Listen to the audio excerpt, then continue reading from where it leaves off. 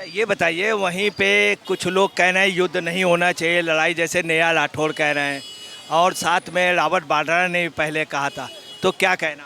देखिए साहब, मैं इतना ही कहना चाहता हूँ, माननीय प्रधानमंत्री ने आर्मी को स्वतंत्र बिल्कुल बोल दिया कि अपने आप डिसीजन लो, स्वतंत्र तरीके से डिसीजन लो जो करना है। तो ये फैसला भारतीय आर्मी और माननीय प्रधानमंत्री और डिफेंस मिनिस्टर करेंगे।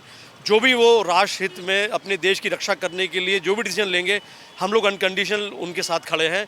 हिंदुस्तानी मुसलमान अनकंडीशनल साथ खड़ा हुआ है बलिदान देने के लिए। ये मैसेज देना है हमें बस आज।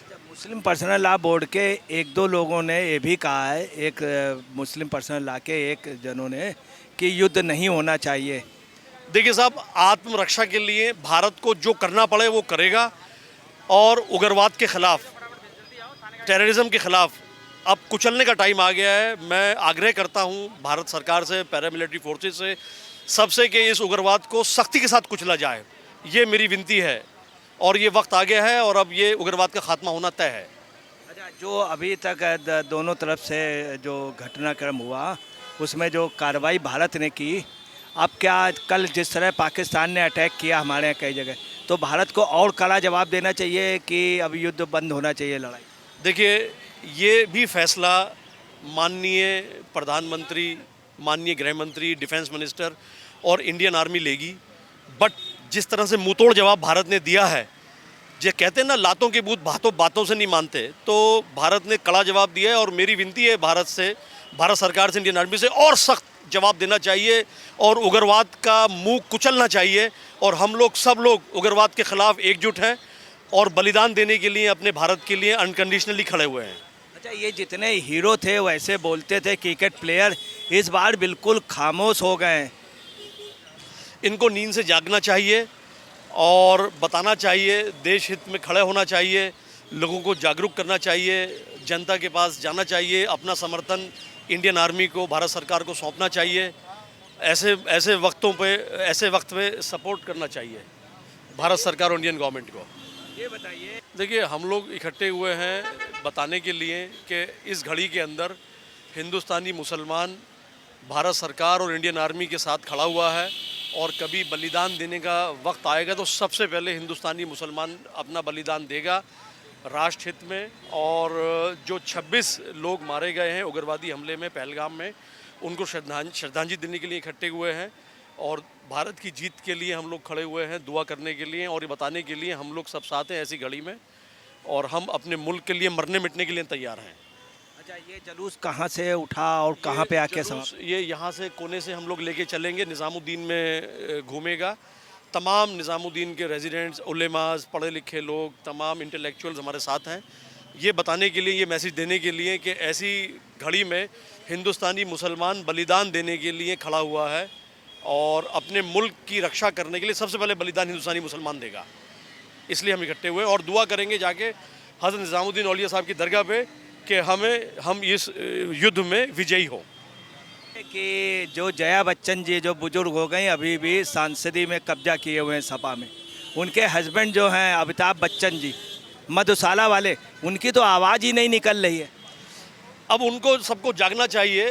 दरअसल क्या है, जिस तरह से सख्ती के साथ भारत सरकार उग्रवाद से निमट रहा है, ये बहुत तकलीफ़ की बात है। और जितने भी लोग सो रहे हैं, उनको सबको नींद से जाग करके भारत सरकार और इंडियन आर्मी को सपोर्ट देना चाहिए, आकर के अपना कर्तव्य निभाना चाहिए। जिस भारत ने इन लोगों को इतना सम्मान दिया है, उन लोगों को भी आकर के ऐसी कष्ट वाली घड़ी में अपना समर्थन देना चाहिए आकर के। अमिताभ बच्चन इन सब राजनीतिक बातों से उठ करके समर्थन देना चाहिए और बताना चाहिए ऐसे कष्ट की घड़ी में हम लोग सब साथ हैं। अच्छा, अमिताभ बच्चन और जया बच्चन वैसे तो बड़ी मतलब समझदार थी, जो सत्ता होती थी उसी के साथ रहती थी। पहले राजीव गांधी के साथ रहे ये लोग, क्योंकि नेहरू परिवार से थे अमिताभ बच्चन, मालूम ही होगा आपको। हैं, तो उसके बाद मुलायम सिंह के साथ आ गए, मोदी जी के साथ भी रहे, अटल बिहारी वाजपेयी। जब देश की बात आई तो अमिताभ बच्चन का क्या हो गया? क्या मधुशाला उनका बिल्कुल ख़त्म हो गया? मुझे लगता है कि वो काफ़ी बुजुर्ग हो गए हैं, या फिर ये लोग सत्ता मोही हो गए हैं बहुत बड़े, जैसे इनकी वाइफ है। देखिए, मैं किसी पे निजी कमेंट नहीं करना चाहता, बट मैं इतना जानता हूं कि इन हालात में हर बात से ऊपर उठ कर के हमें इंडियन आर्मी और भारत सरकार की सपोर्ट करने के लिए खड़ा होना चाहिए। अच्छा देखिए आज कितना मुस्लिम उमड़ा है, पूरे देश में मुस्लिम खुल करके आया असदुद्दीन ओवैसी, मगर ये कोई भी हीरो कोई भी क्रिकेट प्लेयर नहीं उतरा। तो क्या ये लोग पैसे के चक्कर में, सिर्फ पैसे सुरा सुंदरी के चक्कर में? देखिए मुझे लगता है कि सबका ये कॉन्शियस हीरो की बात कर रहे हैं, हीरो। मुझे लगता है सबका कॉन्शियस जागेगा और अपने दायरे में जिसको जो करना है वो राष्ट्र हित में खड़ा होगा।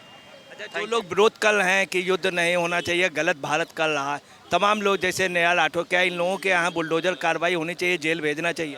मुझे लगता है कि इन लोगों का मानसिक संतुलन खराब है, इन लोगों का इलाज कराना चाहिए। अब रवीश कुमार पत्रकार भी यही कह रहा है।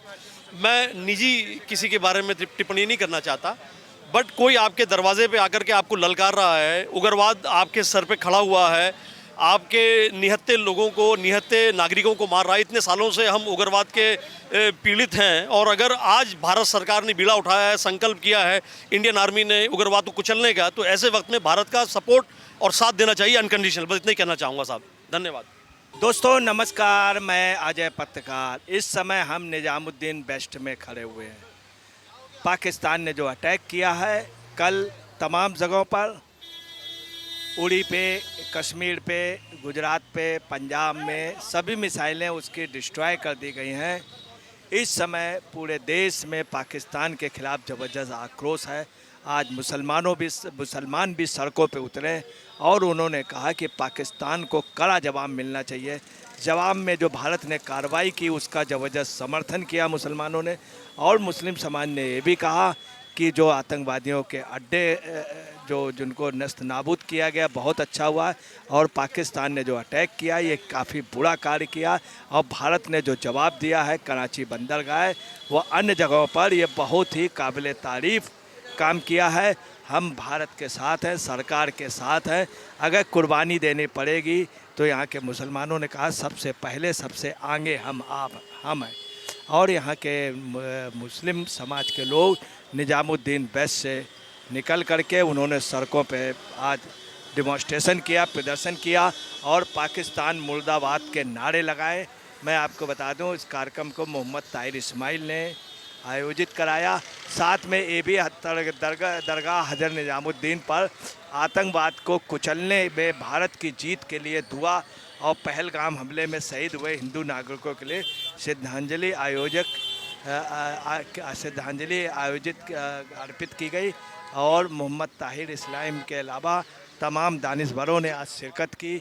आपको ये भी बतला दें इन सब के अलावा पाकिस्तान मुर्दाबाद के आज नारे लगाते हुए पाकिस्तान मुर्दाबाद के आप देख रहे हैं किस तरह के पोस्टर ले करके लोग निकले। और ये भी कहा दुआ at dargah Hazrat Nizamuddin for India's victory against terrorism and shraddhanjali for Hindu civilian martyred in the Pahalgam.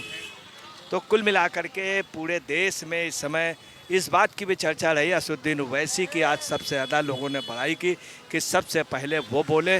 तथा एक बात और निकल करके आई यहाँ जो सबसे चौंकाने वाली बात थी वो ये है जो लोग युद्ध का विरोध कर रहे हैं या भारत की कार्रवाई का विरोध किए उनका बहुत यहाँ पे कड़े शब्दों पे निंदा की जा रही है। मैं आपको बतला दूं कि सबसे ज़्यादा नेहा राठौर के प्रति आक्रोश दिखा। साफ मुस्लिम समाज ने कहा ये नेहा राठौर कौन है और इसकी इतनी हिम्मत कैसे हो गई।